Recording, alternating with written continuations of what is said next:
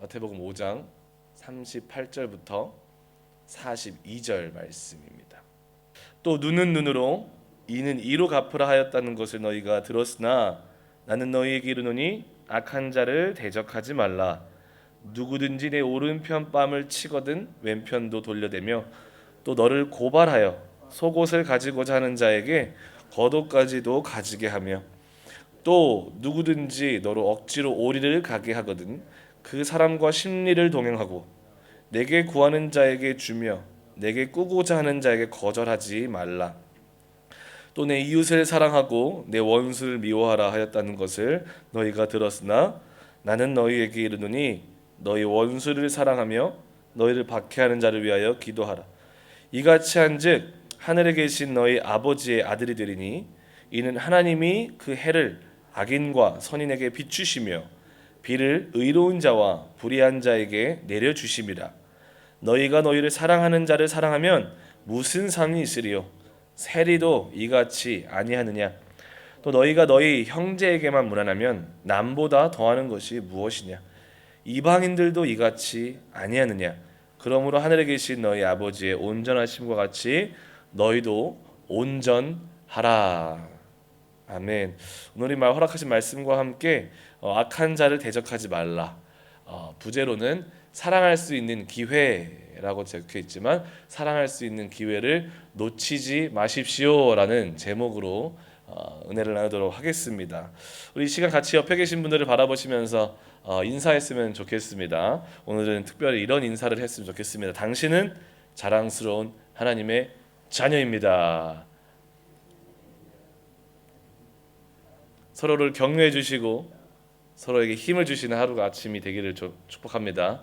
한 번만 더 하겠습니다. 당신은 하나님의 자랑스러운 자녀입니다.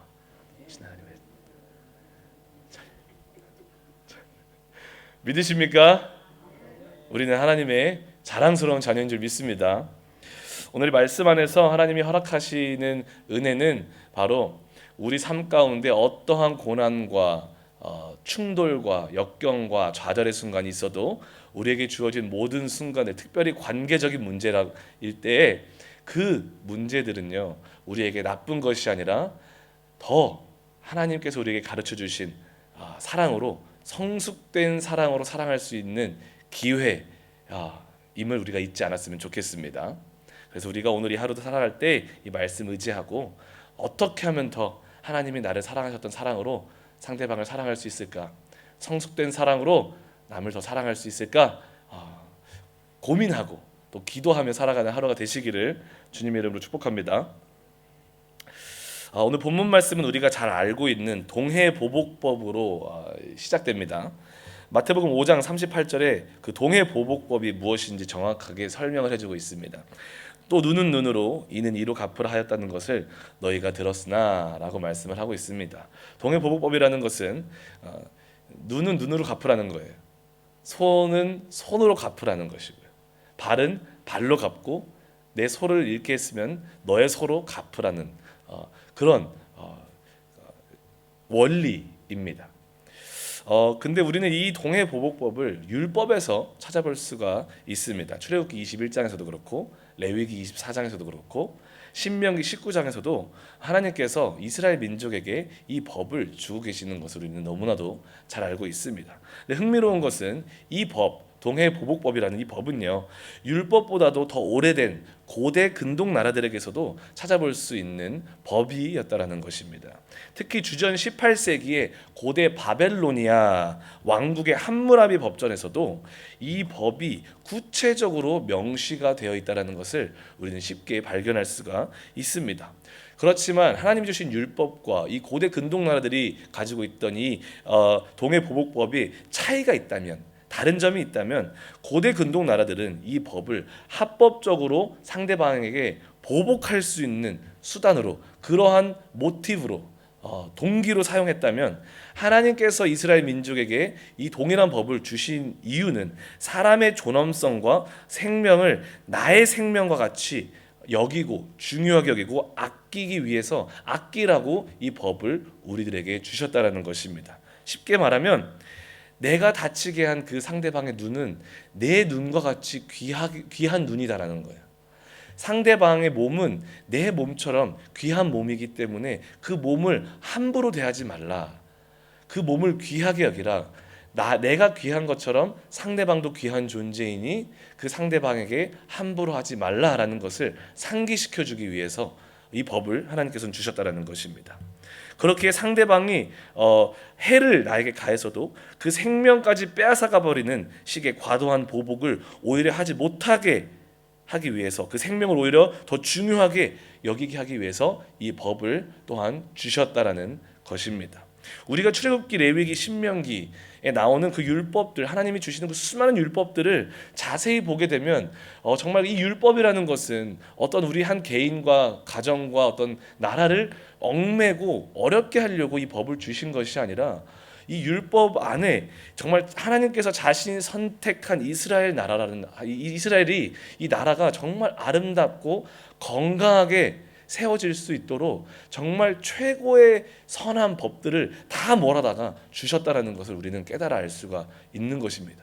한 번쯤 율법을 잘 읽어보면 어떤 게 느껴지냐면 정말 그 안에는 생명의 존엄성이 보존되어 있고, 그리고 공평과 정의를 추구하는 것이 들어가 있고, 그리고 고아와 과부가 보호받고 서포트 받을 수 있는 법들이 포함되어 있고, 가정을 보호하고 남편과 아내 관계를 보호하고 자녀들을 보호하는 가정이 살아나는 법들이 가득히 들어가 있고, 사회가 건강해지고 풍요로워지는 그런 아주 멋진 하나님의 비전과 목적과 미래가 담겨 있는 법들이 많이 있다는 것을 우리는 찾아볼 수가 있습니다. 이런 하나님의 본심을 가지고 이스라엘 민족이 그것을 이해하고 그 말씀에 순종하며 주 안에서 살아나갔다면 세상은 그 하나님의 나라를 바라보고 찬송하고 칭송하고 칭찬하며 자랑스러워 했을 것입니다. 그러나 시간이 지남에 따라 이 하나님의 법 안에 주어진 하나님의 본심이 온데간데 없어지고 그 법들이 이방 나라에서 사용되어졌던 것처럼 남용되어지기 시작했다라는 것입니다. 생명의 존엄성을 지키기 위한 법은 결국 우리 안에 있는 죄성 가운데 아주 깊숙한 곳에 자리 잡고 있는 지나치게 복수하고 싶은 인간의 마음과 충동을 정당화시키는 다양한 해석들을 가지고, 그런 정당화시키고자 하는 다양한 해석들을 통해서 그 법을 남용해서 해석하고 사용하기 시작했다라는 것입니다. 생명을 사랑하고 존중하기 위해서 이 법을 주셨는데 오히려 나에게 잘못한 자들에게 어떻게 하면 내가 합법적으로 해를 가할 수 있을까? 어떻게 하면 합법적으로 그들에게 고통을 줄 수 있을까라는 도구로서 이 법을 사람들이 사용하기 시작했다라는 것입니다.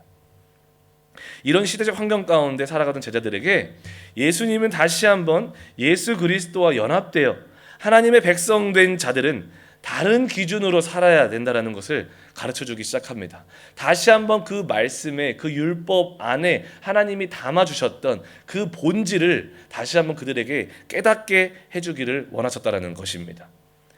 악한 자를 대적하지 말라라고 39절에서 말씀하고 있습니다.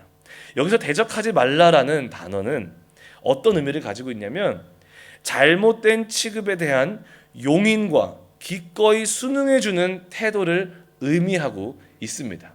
대적하지 말라는 것은, 이 단어는 어떤 의미를 가지고 있냐면 다시 한번 설명드리겠습니다. 누군가가 나에게 잘못된 행동을 하였습니다. 나를 잘못되게 취급을 합니다. 그런데 대적하지 말라는 말은 그럼에도 불구하고 그런 행동을 할지라도 그거를 기꺼이 용인해 주라는 거예요. 기꺼이 순응해 주는 태도를 취하라는 의미입니다.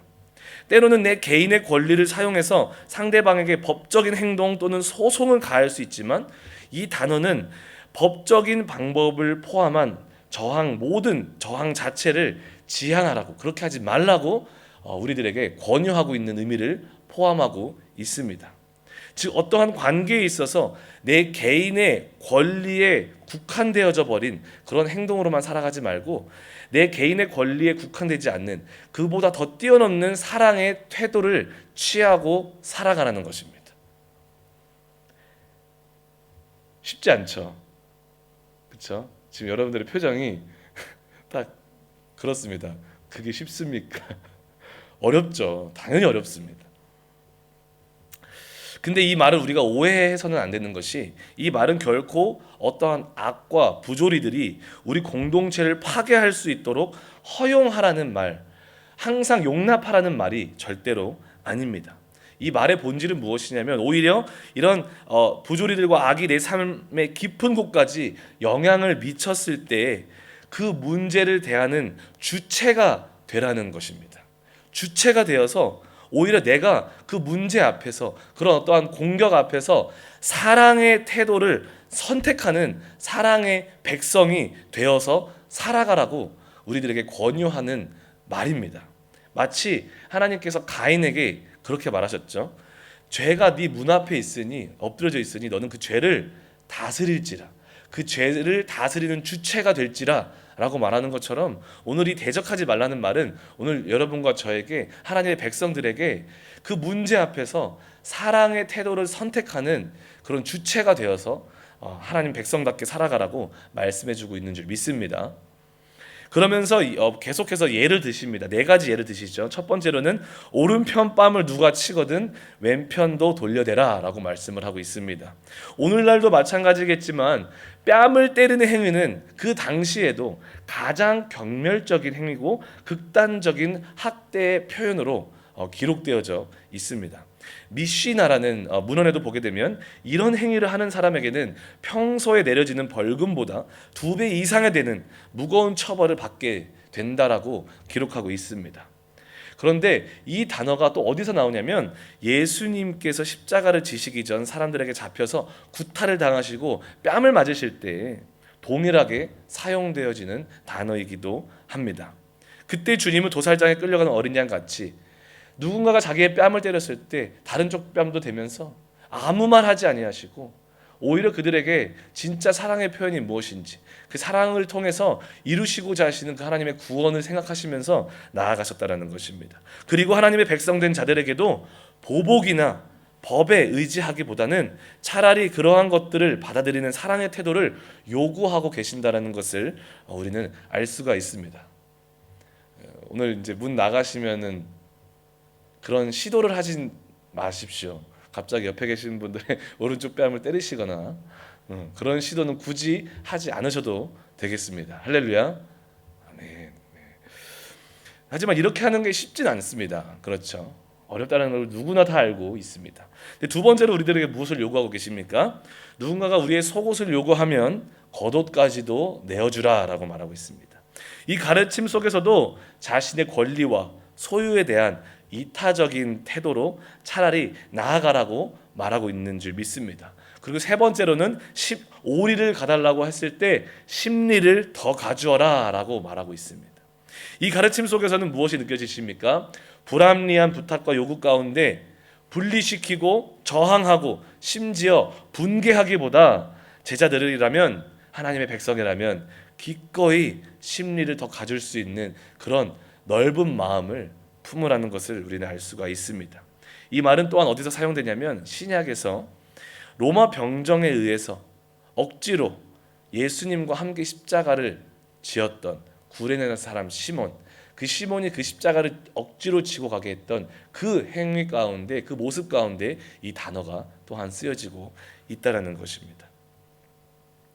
마지막으로는 구하는 자에게 주고 거절하지 말라라고 합니다.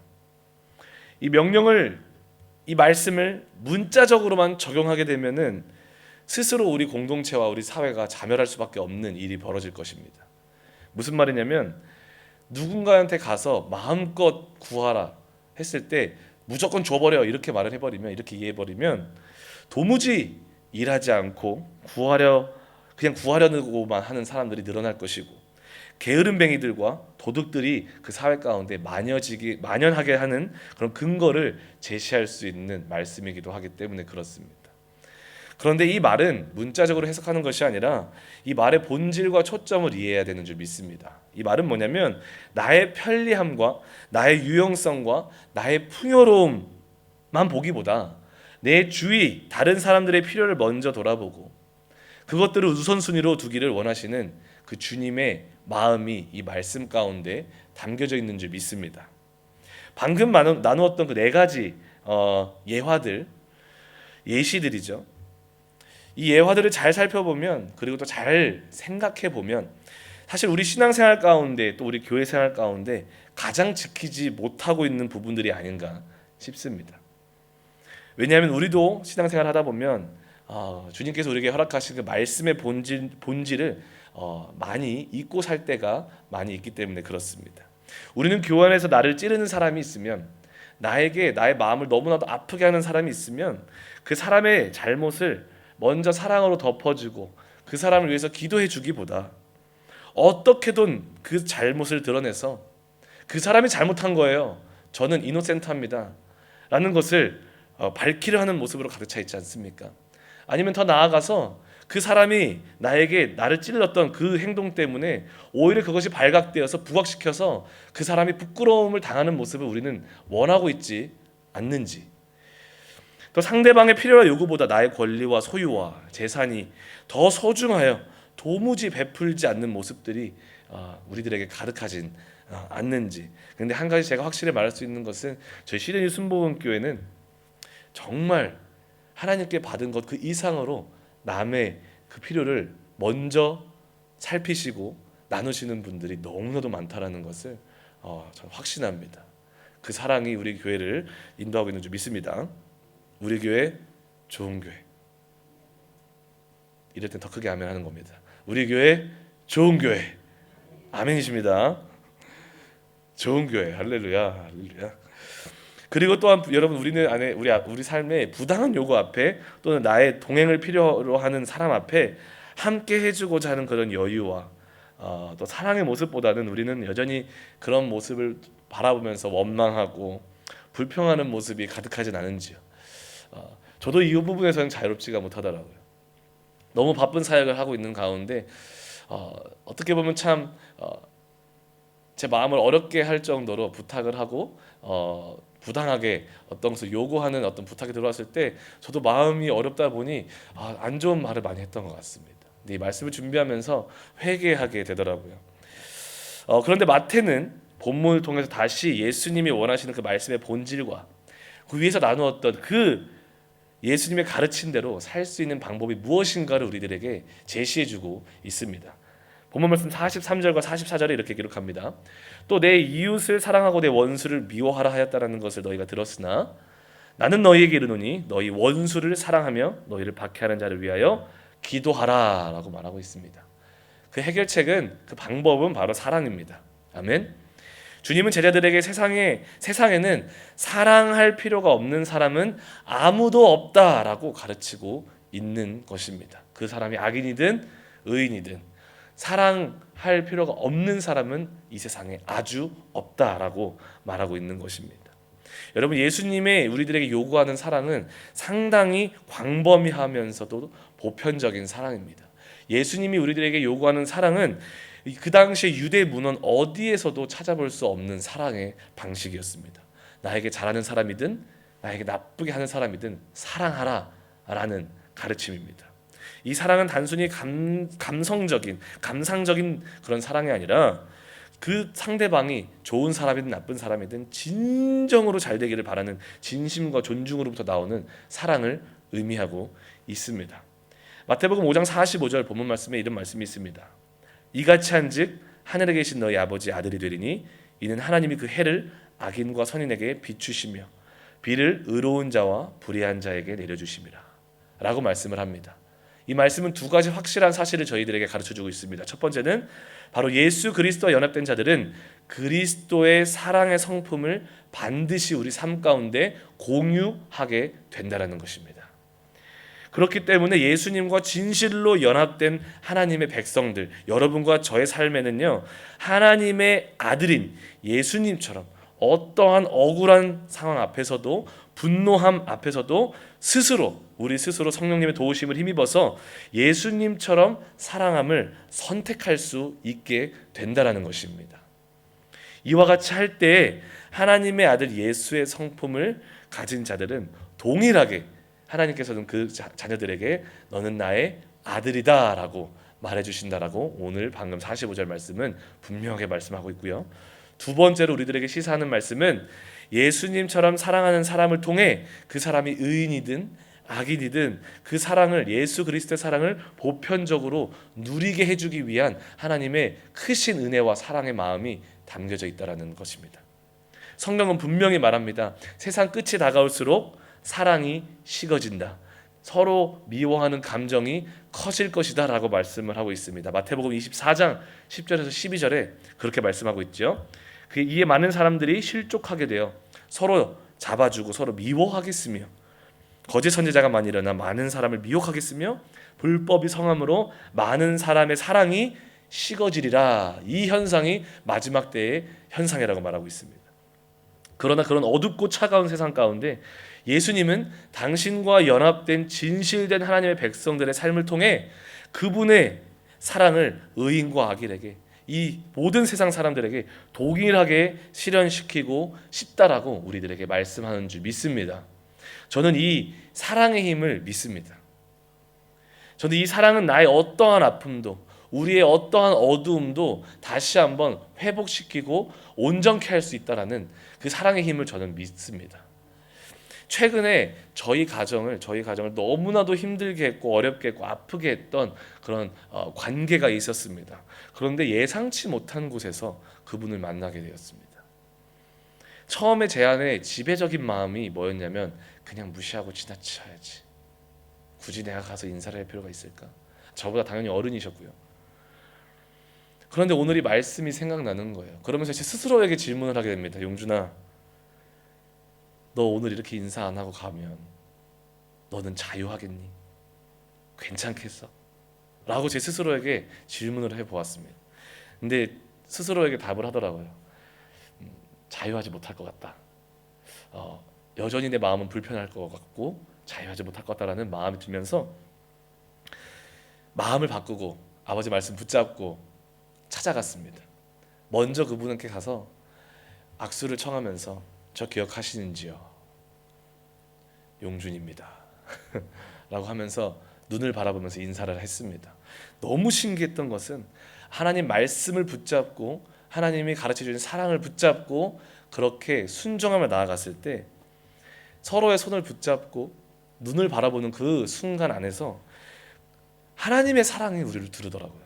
하나님의 사랑이 제 마음을 채우고 마음을 따뜻하게 하면서 그 안에 어떠한 부정적인 아픈 생각들은, 과거의 모든 메모리들은 아주 희미한 안개처럼 사라지는 것을 느끼면서 그 안에 서로의 눈을 바라보면서 진심만 느껴지고 내 안에서 또한 나뿐만 아니라 그 상대방의 마음에서도 온전한 치유와 회복과 자유가 임하는 것을 굳이 말하지 않아도 느껴지게 되는 것을 느낄 수가 있었습니다. 그 순간에 손을 마주 잡고 서로의 눈을 바라보면서 그냥 사랑의 표현, 그냥 단순한 인사만 오갔을 뿐인데도 그 안에 주님의 사랑이 우리를 온전히 회복시키는 것을 느낄 수가 있었습니다. 정말 오늘 저희는 이 사랑함으로 살아가기를 원합니다. 시간이 많이 지나서 이제 많은 것들을 거두절미하고 마무리를 하려고 합니다. 마지막 구절에 보게 되면 그러므로 하늘에 계신 너희 아버지의 온전하심과 같이 너희도 온전하라 라는 말씀이 있는데요. 그 온전하다라는 말씀은 성숙하다라는 표현입니다.